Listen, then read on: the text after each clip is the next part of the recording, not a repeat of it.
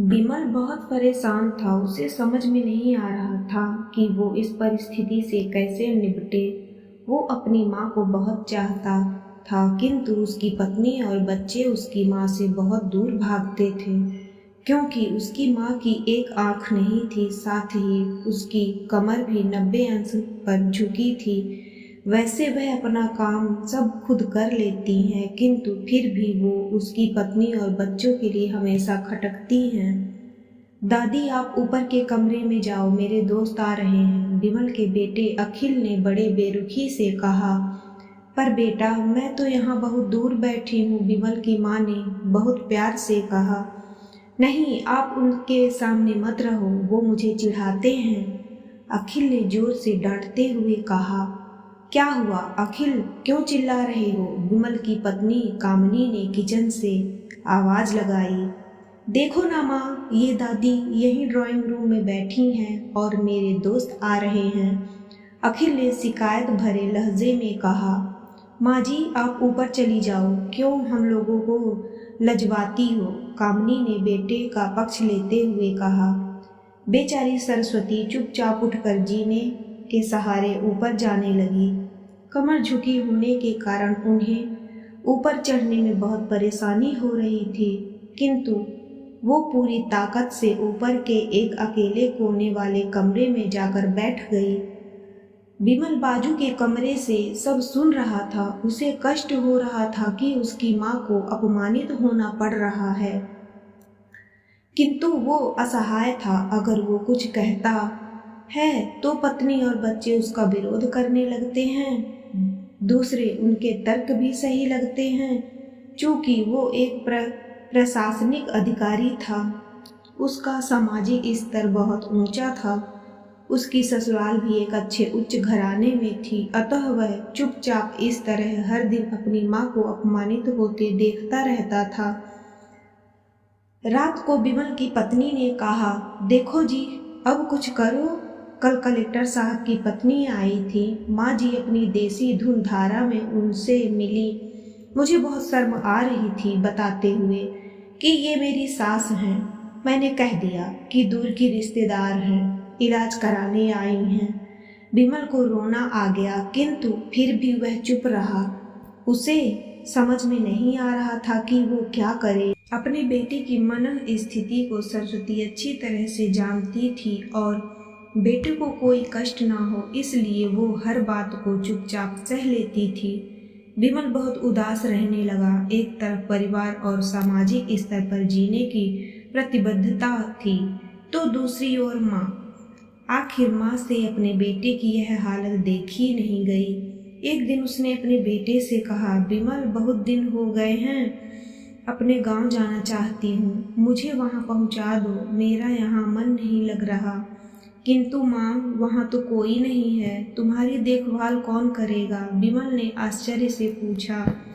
अरे, सब गांव वाले तो हैं और वो तुम्हारे मामा जी तो उसी गांव में रहते हैं, और फिर हम सारी व्यवस्थाएं कर आएंगे ना।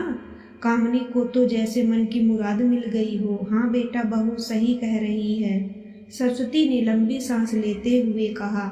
बिमल जानता था कि गांव में माँ की देखभाल करने वाला कोई नहीं है, लेकिन अपनी पत्नी की जिद के कारण वह अपनी माँ को गांव छोड़ने पर विवश हो गया। माँ को गांव छोड़कर आते वक्त उसे रोना आ रहा था तथा अपनी बेबसी पर गुस्सा भी आ रहा था, किंतु परिवार, पत्नी, समाज ने उसके इन मनोभावों को दबा दिया और वो सुकून सा महसूस करने लगा। कुछ दिनों के बाद उसके चाचा, जो अमेरिका में रहते थे, आने वाले थे। जब बिमल बहुत छोटा था, उसके पिता जीवित थे, तब वो भारत आए थे और उसके बाद वो जब भारत आने वाले थे, पूरा परिवार और आस पड़ोस बहुत उत्साहित था। अमेरिका से बिमल के डॉक्टर चाचा आ रहे थे। डॉक्टर रमेश ने जैसे ही घर में कदम रखा, सब ने मिलकर बहुत उत्साह से उनका स्वागत किया। क्यों बिमल, भाभी नहीं दिख रही, कहाँ हैं? डॉक्टर रमेश ने उत्सुकता पूर्वक पूछा। जी, वो गांव में रहती हैं, यहाँ उनका मन नहीं लगा, कामनी ने सपाट लहजे में उत्तर दिया। डॉक्टर रमेश ने बिमल की ओर देखा। तो विमल ने अपनी आंखें झुका ली। डॉक्टर रमेश सब समझ गए। बोले, कल हम भाभी से मिलने गांव चलेंगे सब लोग। दूसरे दिन सभी लोग गांव के घर में पहुंचे। देखा कि सरस्वती को बहुत तेज बुखार है और वो पलंग पर असहाय पड़ी हैं। डॉक्टर रमेश दौड़कर सरस्वती के पास गए, उनके पैर छूकर रोने लगे। सरस्वती की ये हालत उनकी कल्पना से परे थी। वाह बेटा विमल, तूने तो नाम उजागर कर दिया। अपनी माँ की ये हालत देखकर तुझे तो शर्म भी नहीं आ रही होगी। डॉक्टर रमेश ने विमल को लगभग डांटते हुए कहा। नहीं देवर जी, विमल का कोई दोष नहीं है, मैं खुद गांव आई थी। सरस्वती ने अपने बेटे का बचाव किया। मुझे सब पता चल गया है भाभी, आप चुप रहो। क्यों बहू, तुम्हें अपनी सास की कुरूपता पसंद नहीं है? समाज में तुम्हें नीचा देखना पड़ता है ना? डॉक्टर रमेश ने कामनी की ओर व्यंग से देखा। कामनी निरुत्तर होकर विमल को देखने लगी। आज तुम जिस सामाजिक स्तर पर हो वो इन्हीं के संघर्षों की देन है।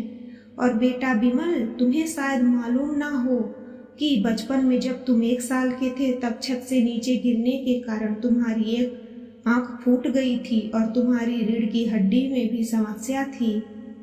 तब तुम्हारी इस कुरूप माँ ने अपनी एक आंख और अपना बोन मेरो तुम्हें देकर इतना सुंदर स्वरूप दिया था। कामनी बेटा, इतने सालों तक संघर्ष करके बेटे को प्रशासनिक अधिकारी बनाने वाली इस संघर्षशील औरत की तुम लोगों ने यह दशा कर दी, तुम्हें ईश्वर कभी माफ नहीं करेगा। डॉक्टर रमेश की आंखों से अश्रु जलधारा बह रही थी। अब भाभी, आप मेरे साथ अमेरिका जाएंगी, यहाँ इन स्वार्थी लोगों के बीच नहीं रहेंगी। डॉक्टर रमेश ने सरस्वती से कहा। विमल को तो काटो तो खून नहीं था। डॉक्टर रमेश जो उसके चाचा थे, उन्होंने जो राज बताया उसके बाद तो विमल को यही लग रहा था कि उससे ज़्यादा पापी इंसान इस दुनिया में कोई और है ही नहीं। वह दौड़ता गया और माँ सरस्वती के कदमों में लिपट गया। माँ, मेरा अपराध अक्षम्य है, मैं जानबूझकर चुप्पी साधे रहा, आपका अपमान करवाता रहा। अब सिर्फ आप ही उस घर में मेरे साथ रहेंगी और कोई नहीं। विमल ने अग्नेय दृष्टि से अपनी पत्नी और बच्चों को देखा। कामनी को भी बहुत पश्चाताप हो रहा था, किंतु उसकी हिम्मत नहीं हो रही थी कि वो सरस्वती से आंख मिलाए। सरस्वती ने कामनी की मन स्थिति को समझकर उसको पुचकारते हुए अपने पास बुलाया और विमल को डांटते हुए कहा, खबरदार, जो मेरी बहू को मुझसे अलग करने की कोशिश की तो तुझे ही घर से बाहर निकाल दूंगी। कामनी और बच्चों ने सरस्वती के पैर पड़ते हुए अपने व्यवहार पर माफ़ी मांगी और माँ के हृदय ने सबको माफ़ कर दिया।